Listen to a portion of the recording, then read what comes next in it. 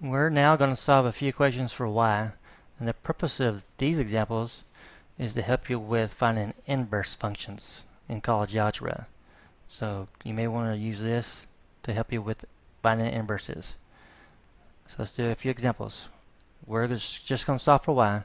So let's take this first example. We're going to follow the same steps that we normally would. Now some of these are going to have a little different steps that you may not have used in a while or maybe never. So let's do the first one. So when we solve for y, it just means we want to get y by itself. So on this one, we get rid of the number that doesn't have a y because it's easier to. So that 1 to plus 1, so subtract 1 from both sides. And then in the last step is to divide both sides by 2. So you can write it as x minus 1 over 2. Or you can actually write it like this. See this 2, it's underneath the x, and it's also underneath the 1. So you're actually dividing each one of those by 2.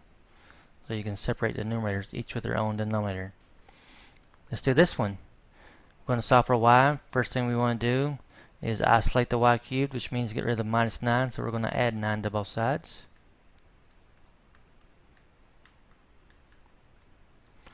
And now the last thing to do is to eliminate the exponent of 3. Now you could raise both sides to the 1/3 power, but what I'm going to use is the cube root. The cube root will cancel out the 3. And the property that we're actually using to do that is this.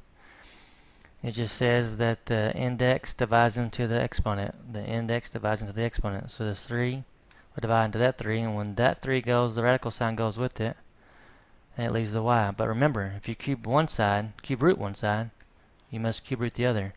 Because what you do to one side, do the other. And that's your final answer.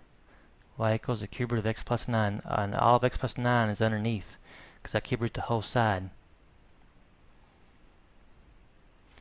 Now let's do this next example. And on this one, I need to eliminate the fifth root first before I can do anything. Or not the fifth root, I'm getting ahead of myself. The exponent of 5. And the way I'm going to do that is, I'm going to take the fifth root of both sides. It's like the last one I did, except that this one's the fifth root. And then for the same reason, 5's cancel, it just leaves the y plus 7. And we have the fifth root of x on the left side. Now I'm still trying to get y by itself, so to get rid of the plus 7, I subtract 7 from both sides. So we end up with y equals the fifth root of x, and then the minus 7 is on the outside because of the order that we did things.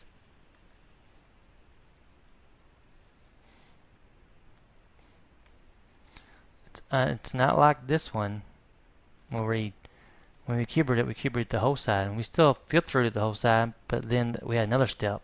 Subtract the 7, so watch that. And this last one could take a little bit of work.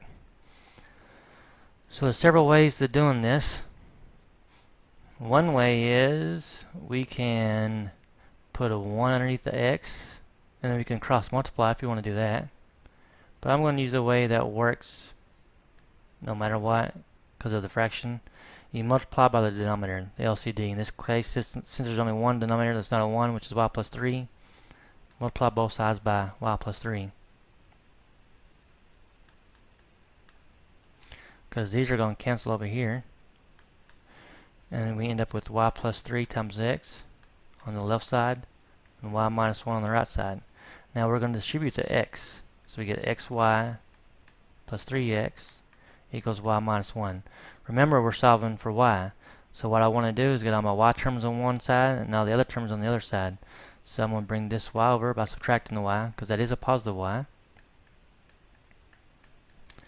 And I can't do anything with those for now.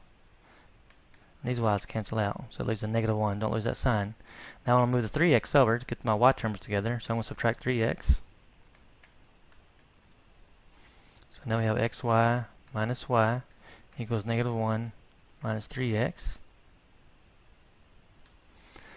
Now I have to look on the left side. I got two terms with the y in them. So what I'm going to have to do is factor out the y. What I mean by factor, that's the GCF. there's a y common to both of them. And so to find out what happens or what goes in here, I'm just going to divide both sides by y. When I do that, that leaves an x, and then anything divided by itself, a y divided by y, is a 1. And then the last thing we want to do is get rid of the x minus 1 that's being multiplied. And the way you do that is divide both sides by x minus 1. These will cancel, leaving the y, which is what we want. And then the right side, I leave it as it is. And we're done. So this one has a factoring step in it. So be aware of those. This is by far the most difficult one you're probably going to see.